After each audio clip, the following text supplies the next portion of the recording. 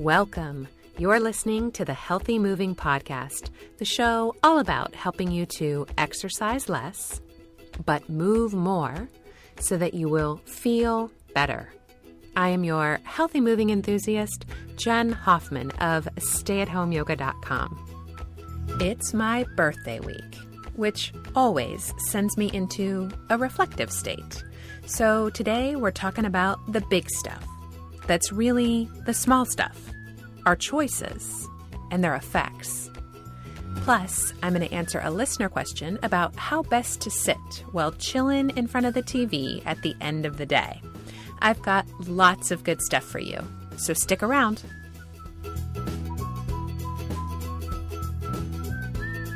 This past weekend, my grandfather, my mom's dad, celebrated his 89th birthday.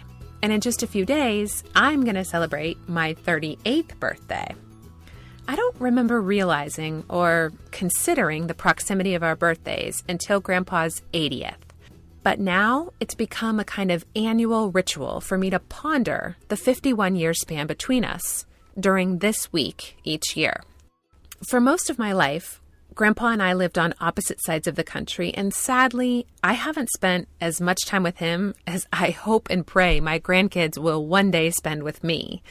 Yet, there is this undeniable connection between our lives.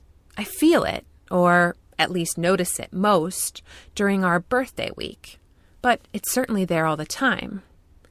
So this past weekend, I've been pondering, what is it that connects one generation to subsequent generations, particularly when we don't share many common stories or memories? It's more than shared blood type and genes, that's for sure. This weekend, I peppered my mom with questions about Grandpa and about Grandma and about my mom's childhood growing up with them.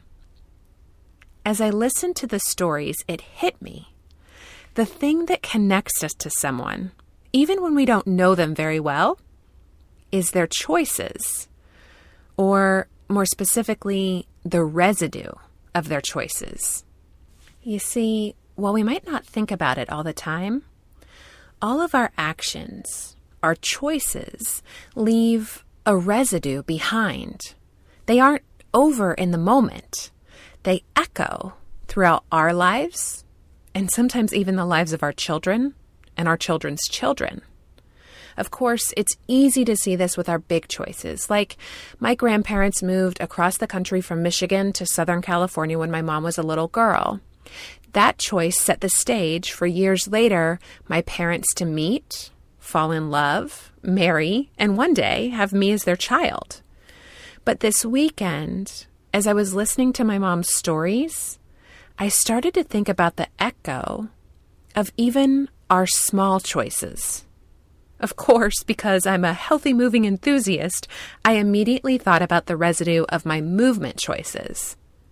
Like my regular choice to take my kids for long walks. How will that habit echo in their lives, and maybe even in the lives of my grandchildren? It's so easy when I'm making a big decision to consider its ripple effects. But rarely do I do this with life's everyday choices. Yet, the residue of those small, ordinary actions and choices adds up. So start here with me this week, friends. Take a moment right now to consider your current movement diet. What do you know about the long-term results of your movement habits? What residue are they leaving behind?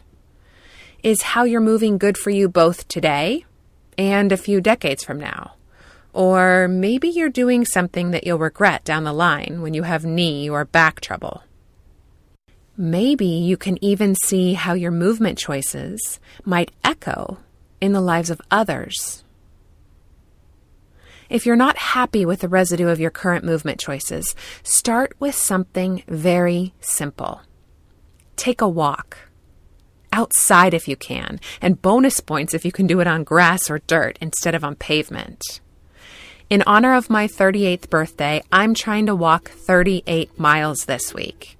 You don't have to do that much. Just walk a little more than you normally do. I think you'll be grateful for the residue this leaves behind. And while you're on your walk, maybe you can think about some of your other small choices, like how you greet a loved one when they walk in the door, or what you say to someone who's sad or down, or even something as simple as what time you go to bed at night. Let your movement inspire your life, and your life inspire your movement. Okay, I'll be back in just a moment with this week's Q&A.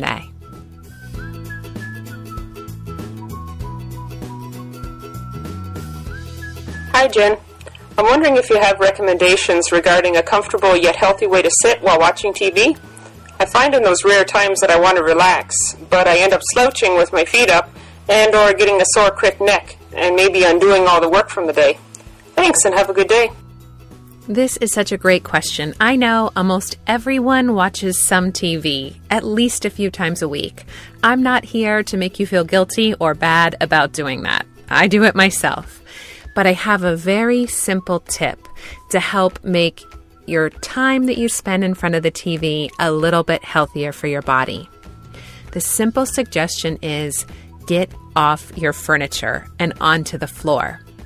Now, if you haven't spent much time sitting on the floor prior to this, we're going to have to do some work in order to make that comfortable for you. But let me tell you why it's better. On the couch, you're able to settle in. It doesn't even matter specifically the position that your body's in. What I'm more concerned about is the fact that you can stay there for a long period of time without moving at all. We're just not designed to do that. That's not optimal for our health. So instead, if you move down to the floor, you'll find yourself naturally moving and changing positions during the time that you're watching TV. So if you haven't been sitting on the floor, you need some props, some pillows or folded blankets, something that you can sit on. And you'll want to start small. If you haven't been sitting on the floor at all, just try to do 10 minutes of your time watching TV on the floor. There's a couple positions I like. First of all, seated on some blankets, on the edge of some blankets so that your pelvis can kind of tilt forward. I like to take the legs out wide in a V. This is simply called a V sit. It's super simple and a nice way to stretch out the backs of your legs while you're watching TV. Make sure you're sitting on your sit bones and not your tailbone and your sacrum. So roll the pelvis forward. And sitting on blankets or pillows will help ensure that that happens comfortably for you.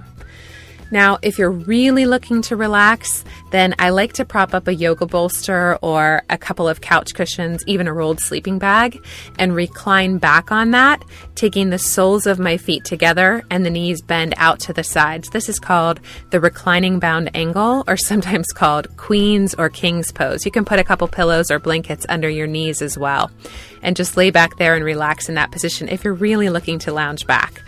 In the show notes for episode 15 at healthymovingpodcast.com, I'll include links for several stay-at-home yoga videos that give you some good tips for even small movements that you can do on the floor while you're watching TV. You can get healthy moving in while you watch TV. It just takes getting off the couch in order to make it happen. Thanks for such a great question. So what questions do you have about how to weave healthy movement into the fabric of your day? Where are you having a pain or ache that you feel could be alleviated by moving better?